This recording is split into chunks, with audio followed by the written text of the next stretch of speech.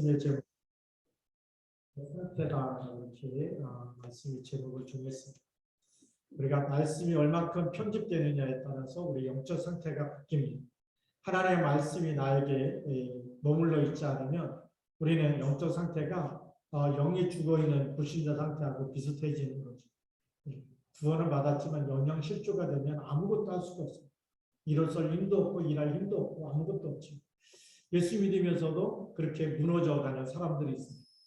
결국은 하나님의 생명의 말씀을 받지 않으면, 편집하지 않으면 그렇게 될 수밖에 없습니다. 그래서 성도들 가운데는 말씀이 들리지 않는다 이런 분들이 많이 있습니다. 예배는 들었는데 말씀이 생각나지 않아요. 지난주 강단 말씀이 뭔지 모르겠어요. 한 주간 살면서 분명히 교회는 갔다 왔고 예배는 들었는데 말씀이 무슨 말씀을 했는지 생각이 나지 않는다. 그럼 새신자뿐만이 아니라 중직자들도 하나님의 말씀이 잘 안 들리고 은혜를 못 받고 이런 분들이 있습니다. 그러면 굉장히 곤란해집니다. 곤란하다는 얘기는 우리가 하나님의 자녀로 신분 권세를 누리면서 승리해야 되는데 그게 안 되는 거예요. 누가 보더라도 집사님인지 권사님인지 장로님인지 아니면 불신자인지 잘 모르는 거죠. 왜냐하면 말씀의 은혜를 못 받고 말씀이 편집되지 않으면 우리의 삶이 불신자들의 삶과 거의 비슷하게 살아가는 거예요. 그렇게 안 되니까 자꾸만 원망하고 핑계를 하는 겁니다. 출애굽했는데 왜 원망할까요? 분명히 하나님의 능력으로. 애굽에는 전부 집집마다 전부 다 곡소리가 나는데 하나님의 양의 피 바를 때에 하나님이 이스라엘 백성을 특별히 보호하시고 구원하셨고 홍해를 건너고 하나님의 역사를 보면서도 왜 원망하고 불평할까요? 하나님의 말씀이 편집되지 않으면 내 생각, 내가 보는 환경에 처해 있는 그 문제 속으로 빠질 수밖에 없는 거죠.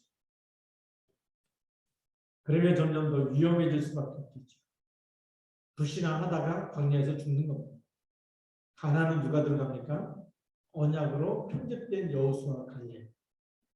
그리고 20세 미만의 사람들이 이제 장년이 되어서 들어가는 겁니다. 광야 생활에서 정말 성막, 회막, 장막, 예배 성공하면서 영적 서밋으로 준비된 사람들이 들어가는 겁니다. 그래서 우리가 꼭 기억해야 되겠죠. 구원받은 사람은 성경 구절 두 가지는 꼭 기억해야 됩니다. 하나는 에베소서 4장 30절에 성령을 근심케 하지 말라 이렇게 되어 있고요. 다른 것 하나는 데살로니가전서 5장 19절에 성령을 소멸하지 말라.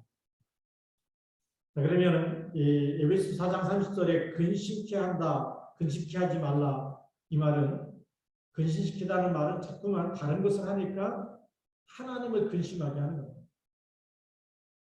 십계명 제1계명이 뭐죠? 나 외에 다른 신을 내게 있게 하지 마라. 근데 자꾸만 다른 신을 섬기고 관심 가지면 어떻게 되겠죠? 하나님이 근심하겠죠. 그래서 기근도 보내고 그래서 막 문제도 보내고 하나님께 돌아오라는 건데 그것 때문에 자꾸 하나님을 더 떠나게 되면 재앙이 임하게 되는 거죠. 그래서 근심시키지 말라는 거예요. 다른 것을 하지 말고 그래서 우리가 하나님이 기뻐하는 것 예배에 성공하면서 하나님의 언약을 붙잡으면 하나님께서 축복하시는 거죠. 성령을 소멸하지 말라는 말은 성령은 분명히 지금도 역사하십니다. 그렇죠? 그래서 보혜사 성령을 너희에게 주사 영원토록 너희와 함께 있게 하겠다. 영원히 같이 계시는데 그 사실을 모르는 거예요. 모른다는 얘기는 뭐죠? 성령이 계시는데 성령의 이 인도하심을 받지 않는다는 거죠. 우리가 말씀 붙잡으면요, 말씀이 성취되어집니다. 기도하면 기도 응답이 일어납니다. 그때마다 하나님께서 하시는구나. 성령께서 역사하고 계시는구나. 그게 믿어지는데, 근데 우리가 말씀도 안 붙잡고 기도도 안 하면 성령께서 아무리 마음에 감동을 주고 탄식하시고 우리를 깨우치려고 역사해도 우리가 자꾸만 거부해버립니다. 어떤 때는 양심의 소리까지 거부해버리죠. 그게 성령을 소멸하는 것입니다. 여러분에게 주일만 되면 무슨 마음을 주십니까? 예배 드려야 되겠다. 또 하루를 시작할 때도 무슨 마음을 주시죠? 기도하면서 시작해야 됩니다. 이 성령께서 감동을 주시는 거예요. 근데 그걸 하나하나 소멸하면 기도의 사람도 아니고 말씀 붙잡지도 않아요. 그리고 우리가 살다 보면 어떻게 되죠? 잘 되는 것 같은데 어느 날 큰 풍랑을 만나는 거예요. 그렇죠? 바람이 수풍을 불 때는 정말 뭐 선장의 말이 맞고 백부장의 말이 맞고, 근데 가다 보니까 유력으로 가는 대풍을 만나지 않습니다. 전도자의 말을 듣지 않아서 우리가 하나님 말씀 놓쳐버리면 어느 날 그렇게 인생의 큰 광풍을 만나게 됩니다. 그래서 그렇기 때문에 성령님도 받지 않는 사람은 굉장히 조급하고 바쁘고 피곤하고 그렇게 살 수밖에 없겠죠. 기도를 못하고 있는 것입니다. 그래서 이런 삶은 치유가 필요합니다. 반드시 치유받아서 회복돼야 되겠죠. 그럼 첫 번째로는 왜 치유가 안 되느냐? 방법을 몰라서 치유가 안 됩니다. 우리 영적 상태가 너무 중요합니다. 하나님과 24시 누리고 있고 하나님을 누리고 위대 임마누엘 원네스를 누리는 것이 영적 상태 아닙니까?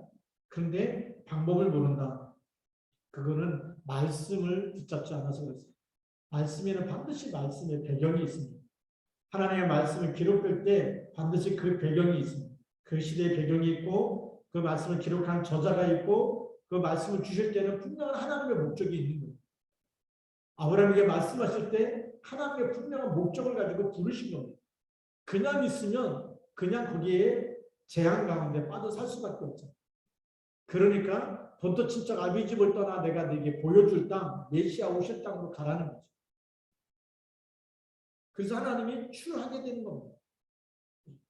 갈대아 우리에서 빠져나오게 만드신. 하나님 지금 우리에게 왜 예수 그리스도를 우리에게 주셨습니까? 우리가 그리스도 없이 살면 우리가 사는 그 가정, 가문, 우리가 일하는 모든 것이 재앙지대로 바뀌겠죠. 근데 그리스도 붙잡고 나면 모든 것을 살리는 사람으로 하나님 바꾸십니다. 두 번째로는 성령의 감동입니다. 하나님의 말씀은 반드시 우리에게 성령의 감동으로 오게 되어 있습니다. 우리가 은혜 받았다는 얘기는 뭐죠? 감동. 성령께서 감동을 주셨기 때문에 그 말씀이 은혜가 되어지고 깨달아지고 믿어지는 겁니다. 성령의 역사입니다. 우리가 이 말씀을 듣는데 은혜가 됐다. 말씀을 듣는데 정말 하나님 나에게 주신 말씀이구나. 인생의 답이 됐다. 그게 성령의 감동입니다.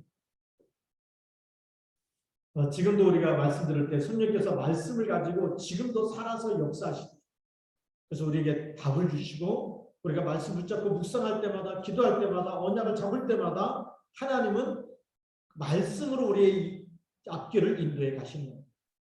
그래서 시편 기자는 이렇게 얘기하죠. 말씀은 내 발의 등불이요 등이요 빛이요라고 되어 있습니다. 말씀 우리 인생의 빛이 되시고 등불이 되는 줄 믿습니다. 성령께서 감동을 주십니다. 그 다음에 메신저를 통해서요. 메시지를 주십니다. 많은 사람들이 메신저에 대해서 잘못 평가하고 있죠. 이렇다 저렇다 평가하는데 메신저가 바로 메시지입니다. 하나님이 세우셨습니다. 그런데 자신과 다르면 무조건 틀리다고 말하는 사람도 있습니다. 강조점이라는 것은 반드시 있는데요.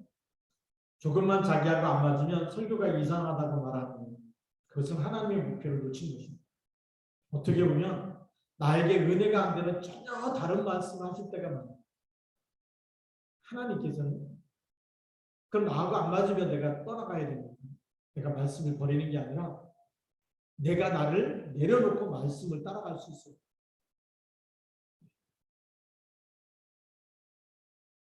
하나님은 요셉에게 세계복음화의 꿈, 해와 달과 별들이 절하는 세계복음화의 꿈, 언약을 주었는데 실제 일어난 사건은 뭐죠? 그 꿈 얘기를 했다가 형들에게 미움을 받아가지고 노예로 팔려가는 거예요. 전혀 다른 사건이 일어나는 거예요. 노예에서 또 이제 총리가 됐어요. 보디발의 집에 가정 총무가 됐는데 살만한데 또 어느 날 또 누명을 씌고 감옥에 들어가는 사건이 또 생깁니다. 전혀 다른 일들이 계속 요셉에게 생겨요. 안 맞다. 나하고 안 맞는다. 분명히 하나님이 세계복음의 꿈인데 그게 실제 생활에는 노예가 되고 또 감옥에 들어가고 안 맞는 거예요.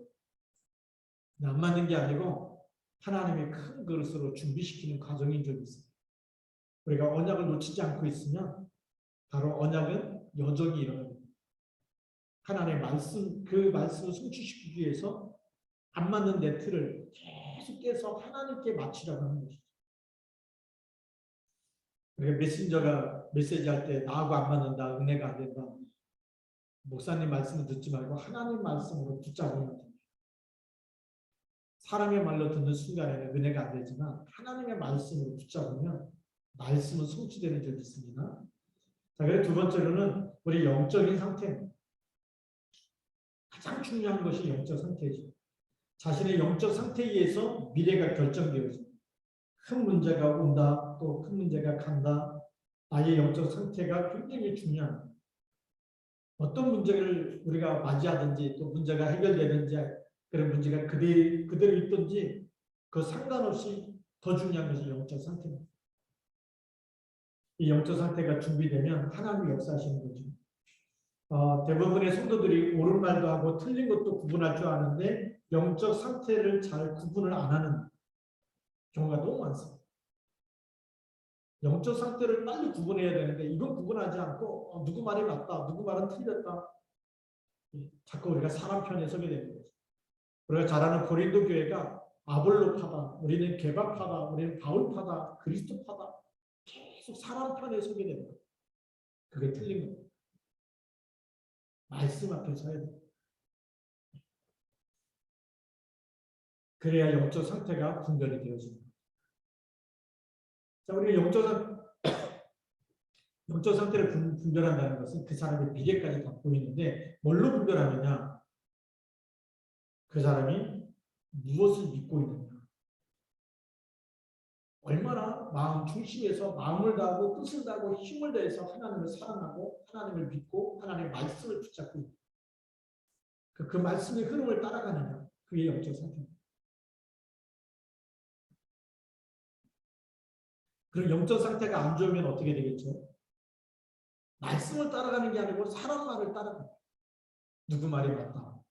들어보니까 누구 말이 맞다. 들어보니까 누구 말이 맞다. 자꾸 사람 말을 따라가게 되는 거죠. 그래서 나중에 문제가 오는 거예요. 그 사람의 말은 진리가 아니고 아무리 우리를 도와주고 잘해주고 다 해도 흑암 세력이 역사해버리면 진짜 믿는 도끼 발등 찍히는 일들이 계속 생기는 거예요. 그럴수록 환경이 계속 오게 되면 끝까지 같이 가고 싶어도 같이 갈 수 없는 그런 상태가 오는 거죠. 그 왜 그렇습니까? 영적 상태에 따라 그렇습니다. 그래서 오늘 우리가 이 영적 상태를 아는 건 너무 중요한 거예요. 우리가 은혜를 받는데 가장 중요한 것은 하나님의 말씀이 뭐라고 하시는지. 은혜 받을 때도 하나님의 말씀이 뭐라고 되어 있느냐. 그것부터 우리 확인하시고 그 다음에는 나의 영적 상태. 자, 그러면 이 영적 상태에 따라서 어떻게 응답이 오냐면 성경에 두 종류가 있는데요. 성경에 언제든지 두 종류의 사람, 두 종류의 사건이 계속 일어나고 있습니다. 우리 시편 1편 1절부터 6절에 보면 복 있는 사람과 그렇죠. 축복을 받지 못하는 사람, 악인의 삶 두 가지가 나오죠. 복 있는 사람은 어떻게 한다고요? 복 있는 사람은 여호와의 말씀을 즐거워하여 주야로 묵상하는 것. 계속 하나님의 은혜를 누리기 위해서 말씀에 묵상하는 것. 악인은 그렇지 아니하다 그랬어요. 바람에 나는 겨와 같다. 바람이 일면 그 분위기에 따라서 막 되는 것처럼 보이는데 바람이 그치면 겨는요. 바람이 그치면 다 깔아앉는 거예요.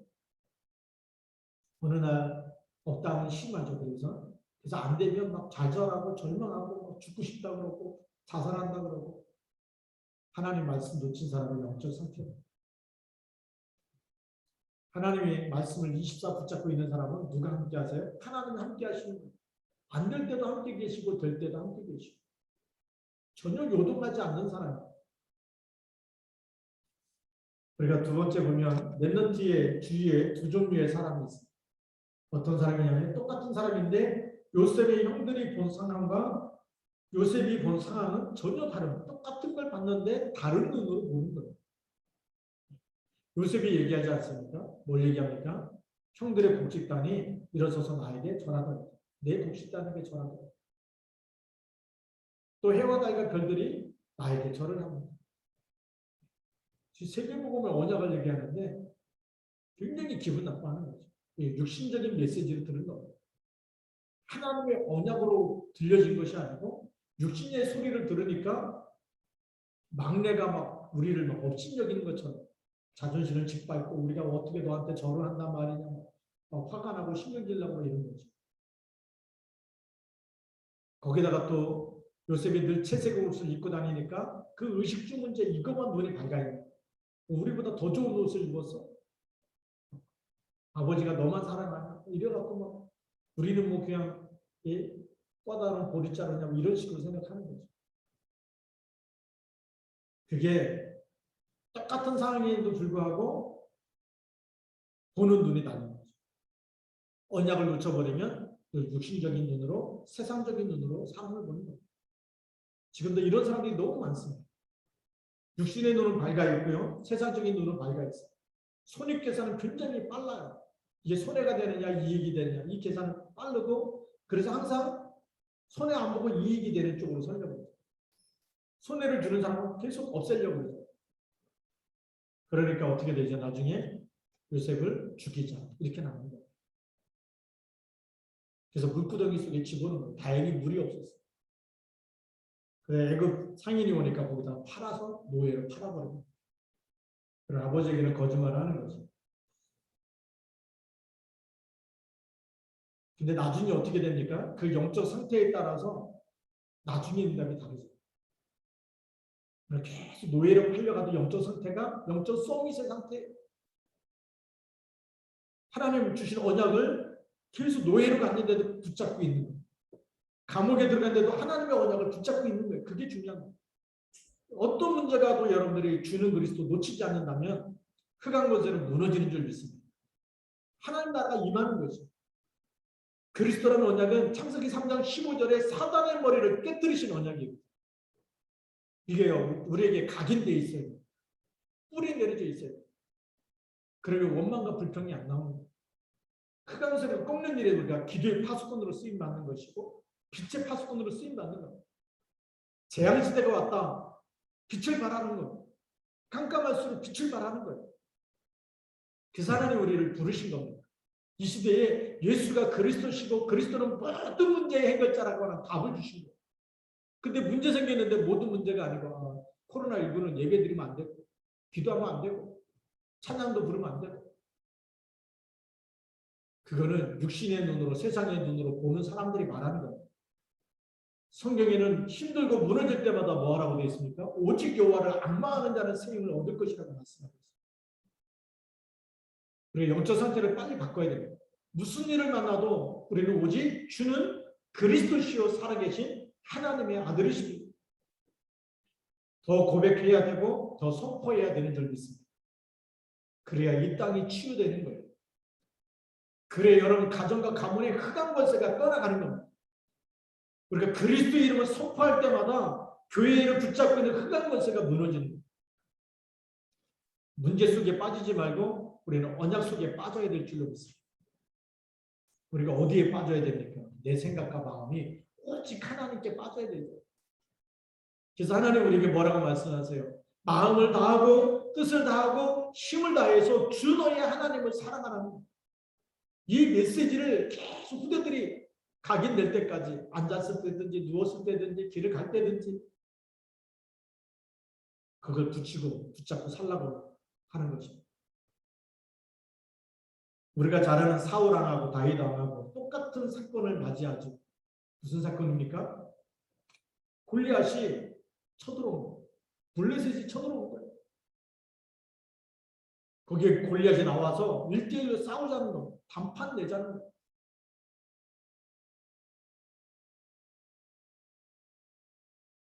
보는 눈이 다르지 않습니까? 다윗이 볼 때는 할례 받지 못한 사람.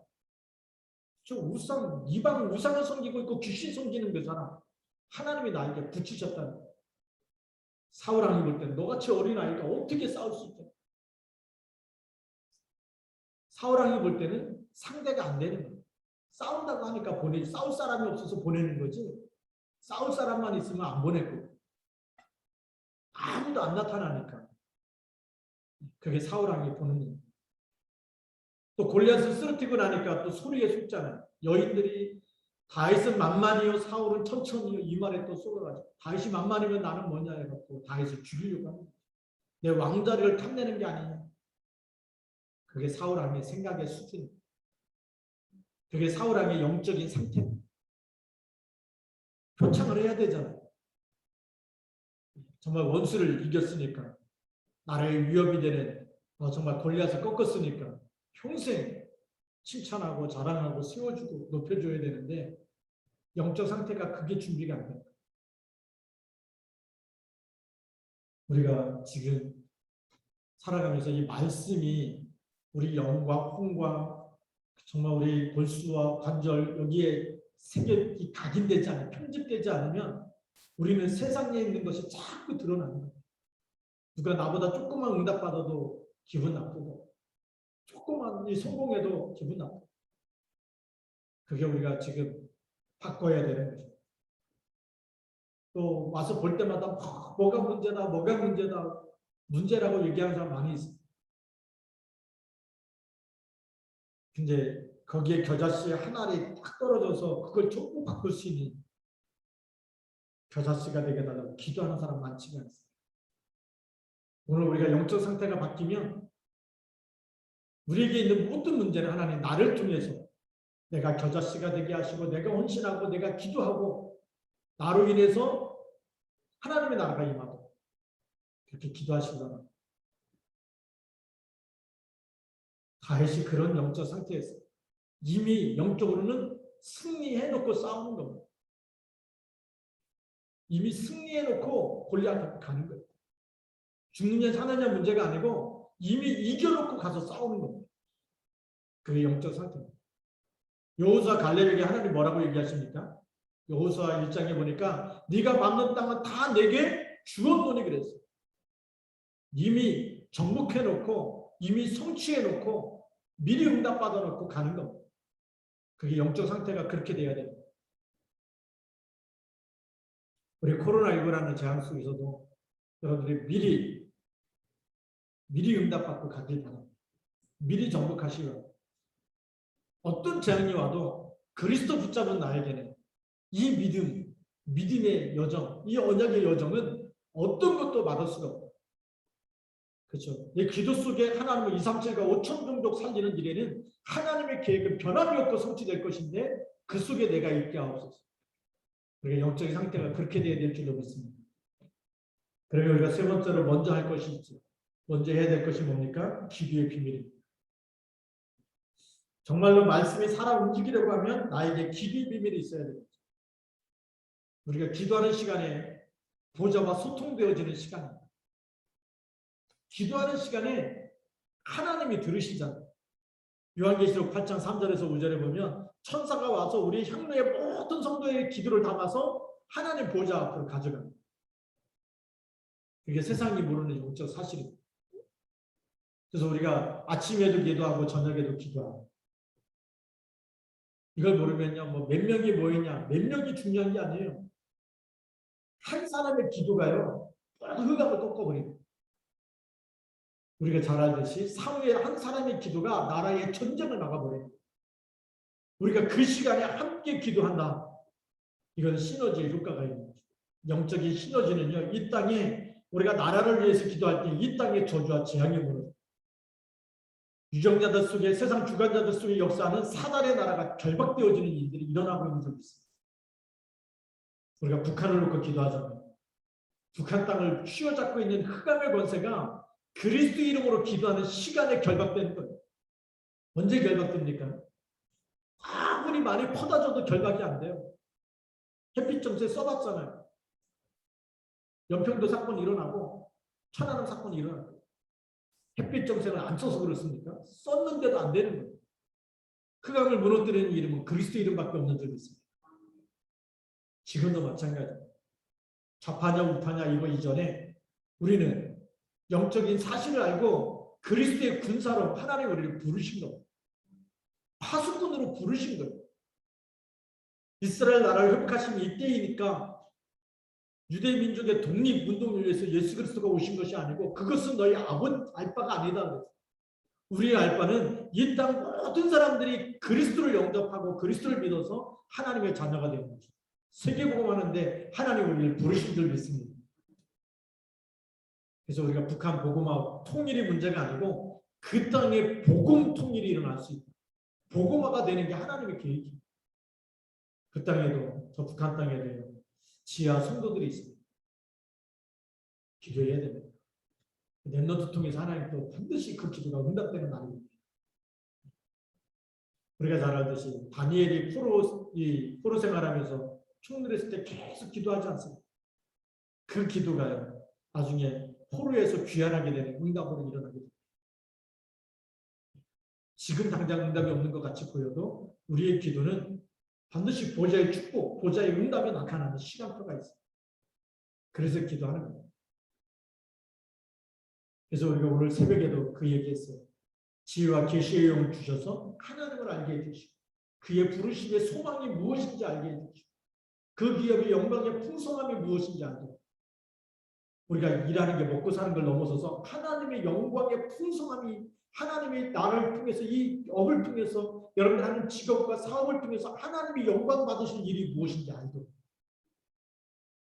그래야 여러분의 업과 여러분의 직업과 여러분의 업이 영원한 작품이 될 줄 믿습니다. 그리고 정말 그 힘의 능력으로 역사하시는 능력이 어떤 것인지 우리가 기도할 때마다 성령의 역사가 어떤 것인지 알게 됩니다. 그래서 여러분들이 일하는 모든 곳에 뭐가 임하도록요? 하나님의 나라가 임하도록 그걸 놓고 기도해야 될 줄 믿습니다. 성령이 역사하시다. 그래서 함께 세계복음화 정말 이 복음 가진 산업인들의 만남의 축복이 일어나 함께 원내스 되어지도록 기도해야 될 줄 믿습니다. 두 번째로는 먼저 해야 될 것 두 번째가 전도의 비밀입니다. 조금이라도 전도의 비밀을 가지면 말씀이 살아서 움직이게 되어 있습니다. 하나님 누구에게 더 큰 능력을 주시느냐? 말씀을 전달하려고 하니까 누가 주신 힘으로요? 하나님이 주신 힘으로 또 하나님의 것을 전달해야 되기 때문에 성령께서 역사하십니다. 그때 우리의 능력이 아니라 하나님의 능력이 나타납니다. 여러분들 한번 기도하려고 마음 먹고 기도하면서 어떻게든지 그 사람 만나기만 하면 내가 꼭 이 말씀을 전달해 줘야 되고 이 복음을 전해줘야 되고 그걸 놓고 기도하기 시작하면 하나님의 성령께서 역사하십니다. 히브리서 4장 10절 말씀에 보면 오늘 하나님의 말씀은 살았고 활력이 있기 때문에 지금도 우리 영과 혼과 골수와 마음, 생각을 쪼개고 살리고 있습니다. 그래서 실제로 예배드리다가 내 아픈 몸이 치유되는 역사가 일어납니다. 성령의 역사죠. 골수까지 찔린다고 하니까 영적인 문제들이 해결되는 일이 일어나는 거죠. 그렇게 시달리고 잠 못 자고 했던 사람이 함께 예배 드리는데 예배 한번 드렸는데 하나님 말씀 붙잡았는데 그 감에 떠나가는 역사죠. 여러분들의 생각 속에 불신앙이 있다면 주는 그리스도 고백해 보시고 언제까지냐? 생각이 안 날 때까지 그리스도 붙잡으면 한두 번 해놓고 뭐 그래도 뭐 이렇게 막 자꾸 안 되는데 하지 말고 그리스도만 생각날 때까지 오직 그리스도 주는 그리스도 고백해 보면 어느 날 진짜 생각이 안 나는 시간표가 없고 그게 흑암이 떠나가지 말라고 해도 다 무너지고 발 아래 무릎 꿇는 거예요. 말씀이 살아있어. 이 체험을 안 해보면 다 아는 얘기인데 또 그리스도 또 하는구나 이렇게 우리가 바리새인이 되고 종교인이 되버린 거예요. 지난번에도 다 했는데 왜 똑같은 얘기 또 하지 이렇게 되버린 거예요. 그런데 치유가 되어지는 사람은 똑같은 말씀이 아니에요. 어제 밥 먹을 때 힘이 나고 오늘도 밥 먹을 때 힘이 나고 그렇죠? 먹을 때마다 밥을 먹을 때마다 에너지가 되고 힘이 되는 것처럼 주는 그리스도 고백할 때마다 영적인 힘이 생기는 거예요. 흑암이 무너지는 것이 똑같지가 않아요. 오늘도 우리가 주님이 주신 힘이 있어야 돼요. 오늘의 결론입니다. 많은 분들이 설교를 듣습니다. 근데 그러면 죽습니다. 하나님의 말씀을 들어야 합니다. 기도와 전도를 통해서 나의 체질이 바뀌기 시작하면 하나님의 말씀이 살아서 역사하게 되어 있습니다. 정말 말씀 붙잡고 묵상하고 또 고백하고 또 우리가 시인하고 또 선포하고 전달하고 그렇게 되면 계속 살아납니다. 그래서 여러분들이 받은 은혜가 되는 말씀을 적어도 한 10사람 정도 전달할 수 있어요. 코로나19 때문에 만나기 쉽지 않지 않습니까? 문자라도 주고 카톡이라도 주고 어떻게 해서든지 정말 내가 알고 있는 사람에게 전달해서 한번 어떻게든지 말씀 받을 수 있도록 기도하면서 전달하면 하나님의 놀라운 역사가 또 시작될 줄 믿습니다. 기도하겠습니다. 살아계신 하나님 아버지 감사합니다.